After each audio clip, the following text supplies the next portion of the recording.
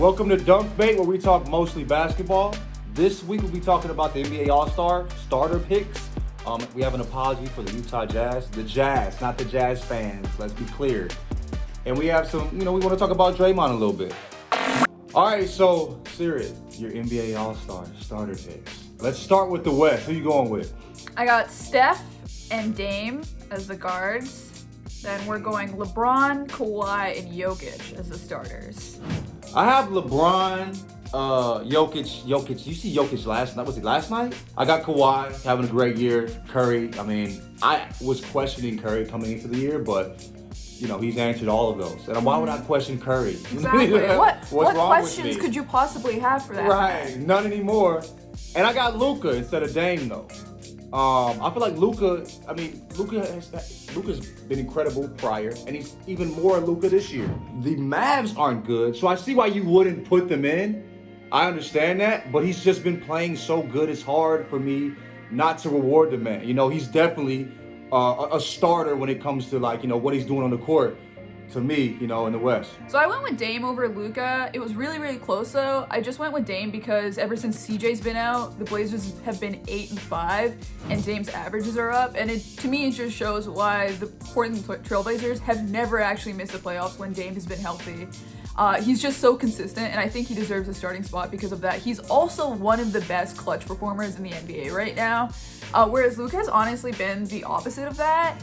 And I think that will probably get itself sorted out. I think Luka is one of those guys that is going to get punished by the fact that this All-Star game is happening way sooner than it normally does. Luka's playing a lot better. He's playing himself into shape. And honestly, by the time the game comes around, if I was voting, the day before the game and things keep going the way they are right now, Luka might be my starter. So I don't have a lot to argue with you here. It was a very, very close call for me. Those two reasons were just what made the difference for me. So my East picks are Joel Embiid, incredible year. You know what I'm saying? Kevin Durant, come on, man. KD came back, and I can't believe how good he looked this year. Giannis, of course. Bradley Beal, 33, 34 game. Get that man some help, please. I'm kind of a Kyrie stan, so I may be biased in this. So I'll admit that. I just love watching him play basketball. But if you look at his numbers, he's over 50% from the field, shooting over 40% from the three-point line. Kyrie's been more Kyrie this year than maybe we've ever seen Kyrie be Kyrie. You know what I mean? I don't know why. I don't see how he's not a starter, personally, for myself. Don't want to say anything negative about Kyrie here. The All-Star starting picks are always tough because it's like you have to make the case against a really great player. But honestly, man, Harden is the Nets right now. I don't know. I can't go anti-Harden here, man. He's the reason that the Nets offense is as good as it is. But at the same time, Kyrie is obviously part of that. That offense was great prior to him, but it's not hurting because of him for sure. And I understand how we run a lot of the offense through KD. Through Harden. He starts everything off. I get it. I just prefer Kyrie. Before the year started, we had a prediction on who would make the playoffs, who would be the best teams in the East and the West. We were really wrong about one particular team, and that is the current team with the best record in the NBA, the Utah Jazz. I think we need to apologize. I think it's time to admit we were wrong. To the Jazz, like I said, not the Jazz fans. I don't care what they think, but just as a solid human being, I think it's time for us to do that. Dear Nubuck Shoe and Dockers Relax Fit Pants wearers, I said I didn't think the Utah Jazz were going to make the playoffs this year, and I was wrong. Not only was I wrong, they're one of the best teams in the league and also one of the funnest teams to watch. Donovan is doing Donovan things. My favorite social studies teacher, Joe Ingles, is looking great. Clarkson's looking like Lou Will on the court. And you may have the defensive player of the year in Rudy Gobert. I have seen the error in my ways. So please stay out of my mentions because I'm tired of muting Twitter accounts with very pretty geographical landmarks in them. And this is very conflicting, being that I am a big fan of Earth and Earth things. Leave me alone is my love language. Your bud, kinda, LaJethro Jenkins. I'm sorry, guys. That was really good, John.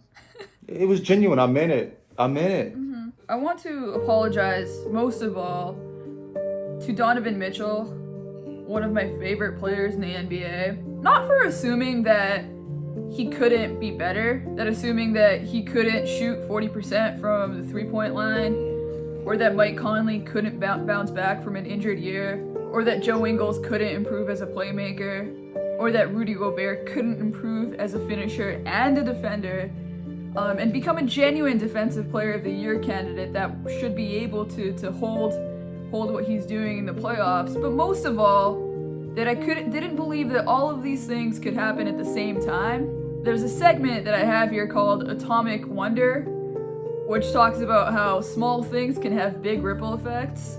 So thank you, Utah Jazz, for proving that, and my apologies for not seeing that team could be you. In the meantime, I'm having a lot of fun watching them.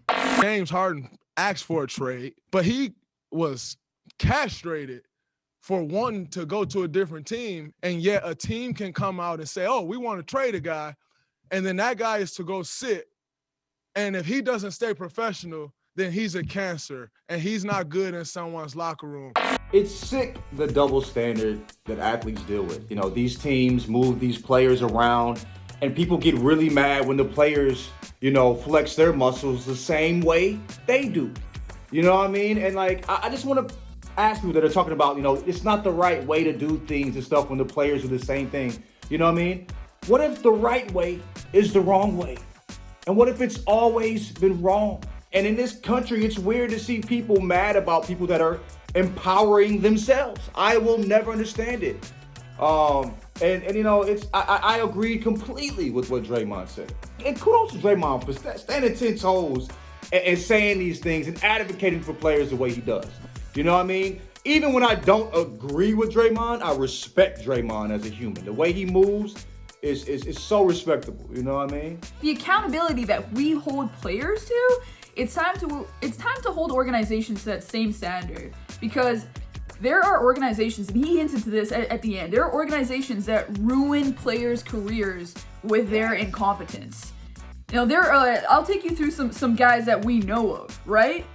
Now, John Wall just got traded from Washington to Houston.